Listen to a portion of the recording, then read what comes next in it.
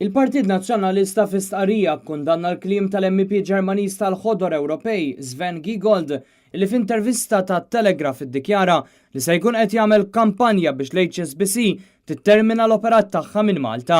Dan anke jekk il-parti tal-istqarrija tal-MP li tirreferi għal rapport tal-Awtorità Bankarja Ewropea li sabet irregolaritajiet fil-każ tal-FIAU u fir-rigward tal-MFSA hija korretta.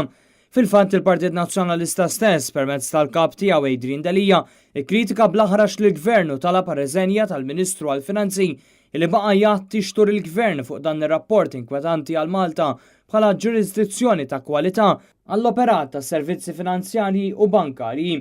Fl-istqarrija firmata mill-kellim tal-Oppożizzjoni għall-Finanzi Mario De Marco u l-kellima tal-Oppożizzjoni dwar l-ekonomija, servizzi finanzjarji u l-innovazzjoni Kristi De Bono, il-Partit Nazzjonalista qal li ma nistgħux iżda nwaħħlu fis-settur privat għan nuqqasijiet tal-Gvern. Jingħad li huwa qatt ta' responsabilità min-naħa tal-MP Giegold li jpoġġi l-pressjoni fuq istituzzjonijiet finanzjarji privati.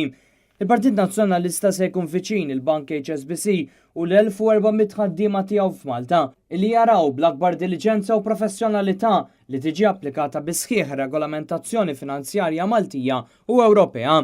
L-istqarrija attemptejt li l-MP Giegold u sħabu ikun aħjar li kieku jaħdmu fid-direzzjoni tal-Partit Nazzjonalista u jżid il-pressjoni fuq il-Gvern u l-aġir tiegħu. Iżda dan m'għandux jippreġudika lil terzi indipendenti mill-aġir tal-Gvern li għadu jittollera persuni qrib tiegħu ħafna b'allegazzjonijiet serjissimi ta' ħassil ta' flus u korruzzjoni ta' ammonti kbar ta' flus.